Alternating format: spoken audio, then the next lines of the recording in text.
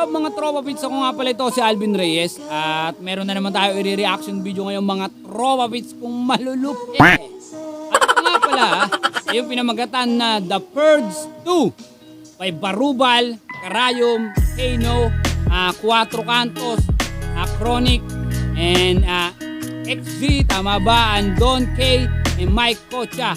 At yun mga trolls kung malulupit, ito yung pinakabagong labas dito sa Manila Music. Mga trolls kung malulupit, kung di pa kayo nakasubscribe, subscribe kayo dyan sa Manila Music. At yun mga trolls kung malulupit, ito yung bibigyan natin ng personal natin na opinion. Yung iba dito ay bago lang natin mabibigyan ng opinion yung kanilang mga bara. Pero yung iba dito, mga sukihin natin to mga trolls kung malulupit. At yun, simulan na natin tong pintahan ng personal natin na opinion. At huwag na natin ito patagalin. Ito yung pinakabagong labas ng Manila Music dito sa channel na to. At yun mga trolls kung malulupit, let's go!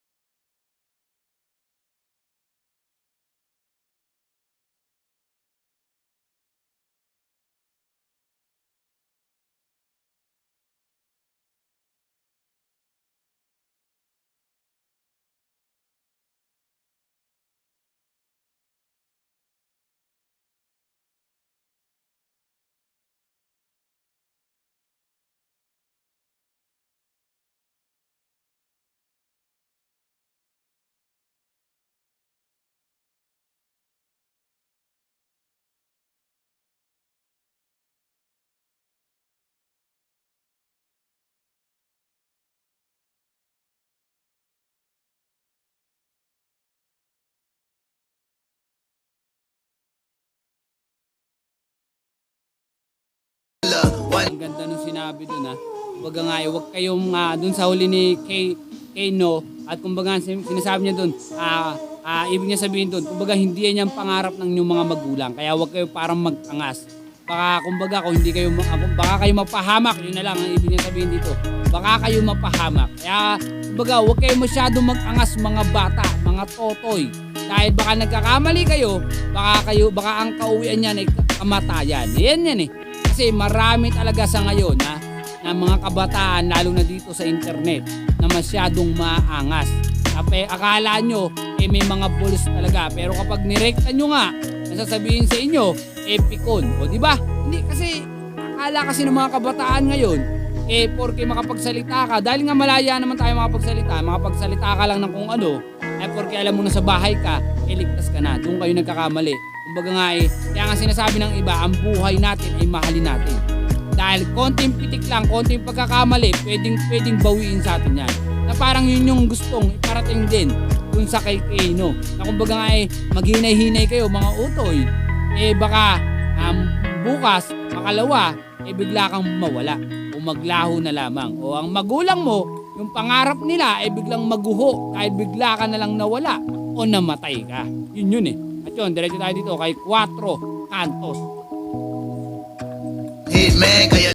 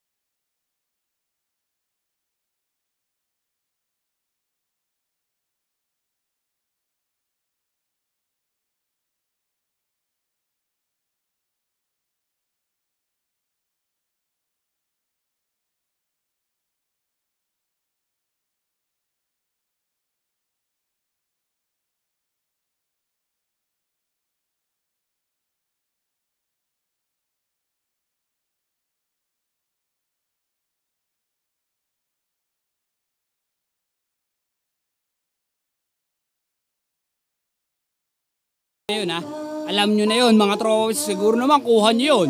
Yung kanta na yun, ginamit niya doon. Malamang yan sa ex-batalyon yung sinasabi niya dito. At dito meron siyang parang pinupunto dito na kumbaga nga parang kumbaga laos tapos magtinda ka na lang ng damit. Pero doon talaga sa kada taon, alam nyo na yun sa ex-batalyon yun mga tropes malulupit. Ito si Idol Chronics to, isa to sa mga iniidolo natin. At siyempre, ganito yung hihintay natin siyempre. Hindi ito magsasama-sama kung wala sila talagang patatamaan ng matindi dito. At naririnig nyo naman kung ano yung mga sinasabi nila. Talaga namang nabubulol tuloy ako. Talaga namang ambibigat ang mga pinapakawalan nila dito. Mga tropes kumalupit. Ito, diretso tayo ang hinuhay mo sarili mong libingan para di ka na pamarisan, bagsakan kahit di na mabilisan. Sa pulsi ares kahit di ko pahagingan. Nag-Glock 9 Makata sa Pinas, basta pagkakaperahan, tagapagligtas. Kaldero ni Hocho, sinaingay niyang bigas. Bunga ng shabu, ang ubas niyang pinitas. Nakita nyo si Honcho, si Aris, si Glock 9 yun, mga tropes malulupit. Binanggit niya na talaga doon. binanggit niya na talaga doon. Kumbaga sinasabi niya, pagkakaperahan, diyan ka magaling. Yun yung ibig niya sabihin dito eh. Doon magaling si Glock 9 basta pagkakaperahan. Yun eh. Sabagay, sino nga bang di ayaw sa pera? Pero bilang respeto, bilang sa mga nauna, at isa rin siya doon. Isa rin siya sa mga alam nyo naman lihitimong na kumbaga nga inauna. Pero wala eh, kanya-kanya eh. Pero dito, alam natin at talaga namang rekta. Yan ang mga gusto ko. Rekta talaga na kumbaga nga eh, para to kay Glock 9. Sinabi niya pati itong silapok na si Honcho. At pati yung kanyang bisyo o talaga namang sa drugs, nabanggit dito ni Idol Chronix. At kumbaga, bago to mga tros. Kumbaga hindi ako nagkakamali, kahapon lang to inilabas. At malamang sa malamang, nakarating na to sa kanila. Ng mukha, pahambol kuno. Ikaw ang tinutukoy, wag kang magturo. Nilabas sa kwaderno, sarili mong dugo. Kadadura ko, tagos sa bungo. Gusto mo ng bars, wala akong dala. Naghihintay yung mga makabagong tanga. Napansin na kita kahit medyo abala. Halik sa paalik at dito idol, putang ina ka. Halika dito idol. O, tapos minura niya. Si Glock 9 talaga yon, mga trolls kumalupit. Kay Glock 9 talaga to. Mga trolls kumalupit. Kumbaga sinasabi dito, hinahanap mo bars. Sorry, wala akong dala. Kumbaga ibig sabihin siguro doon ni Chronix, wala akong dala at wala akong pakialam dyan. Ito ang para sa'yo. Rekta, isasampa ko sa pagmumukha mo. Na kumbaga ito kumbaga distract ko to para sa'yo at pati dyan sa lagi mong kasama. At nabanggit doon, siyempre si Honcho. Woo!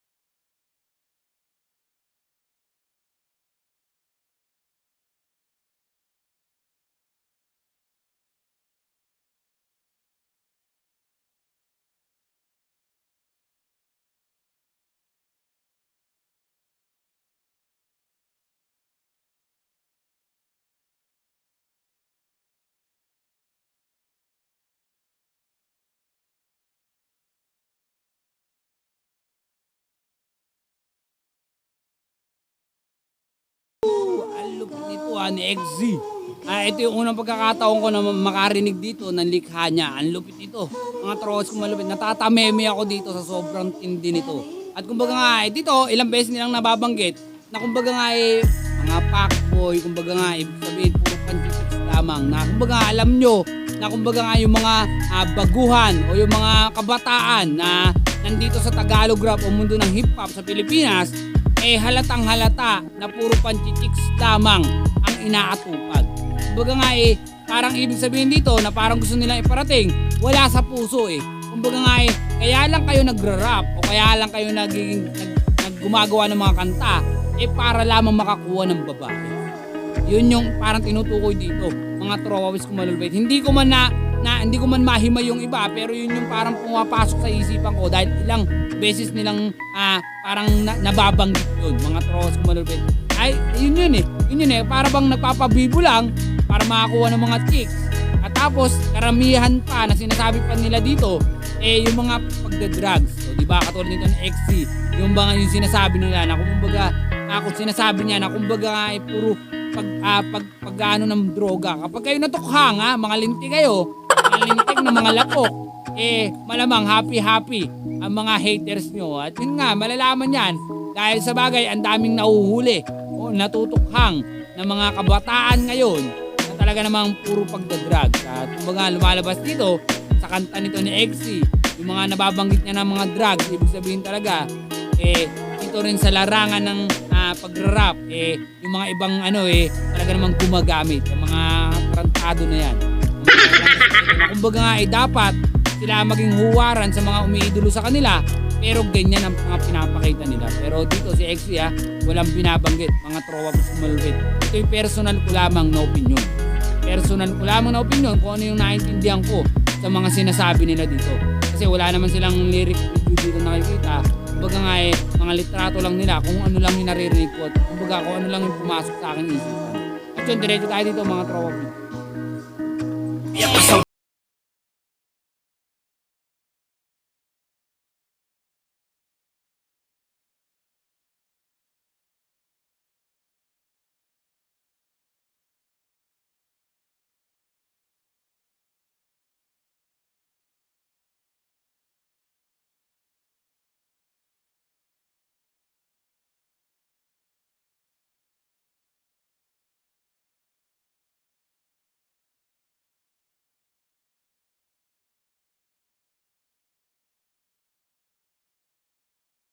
Ang lupit nun, kumbaga sinasabi, pag may gera, mga tulog naman.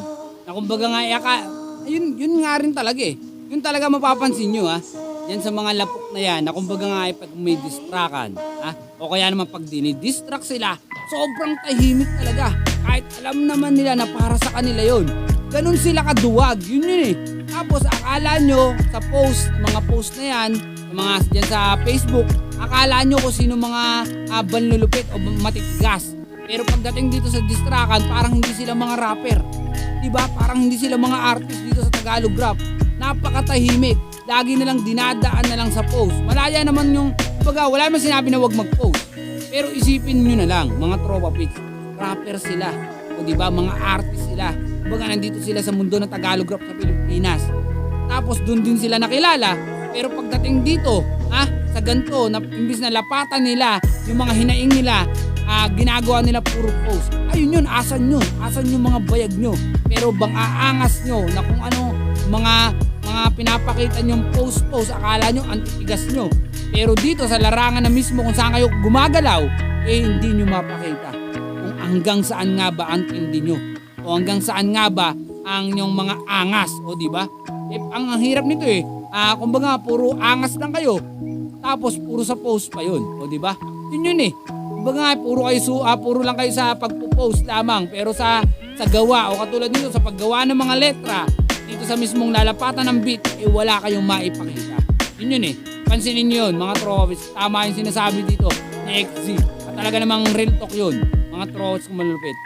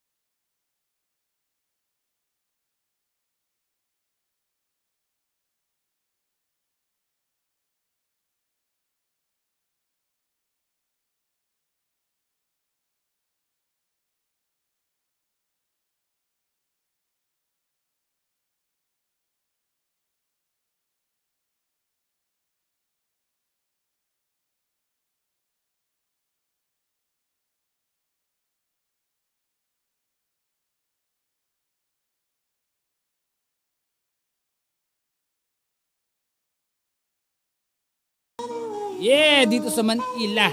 Yun yung ibig niya sabihin dito. At kumbaga nga, ang lupit nun ha. Ang lupit ni Mike Cocha doon. Hindi ako sigurado kung para rin din yung kay Aris. Ha? Hindi ako sigurado. Ha? Kay Aristotle. Hindi ako sigurado kung yun nga. Kasi pwede mo rin sabihin na parang kay Looney. O diba? Kasi hari din yun eh. Diba? Hari daw ng tugma. O diba? Pero kasi yung peking corona sa ngayon ha. Sa ngayon, alam ko yun yung kay Glock 9 ha. Sa ngayon, yun yung parang issue. Kaya hindi ako sigurado kung nakapitik ako ng konting tama sa sinasabi o dun sa parang gusto iparating doon ni Mike Cocha. At ako, para sa akin, ang lupit nitong lahat. Kumbaga, lahat tayo panalo dito.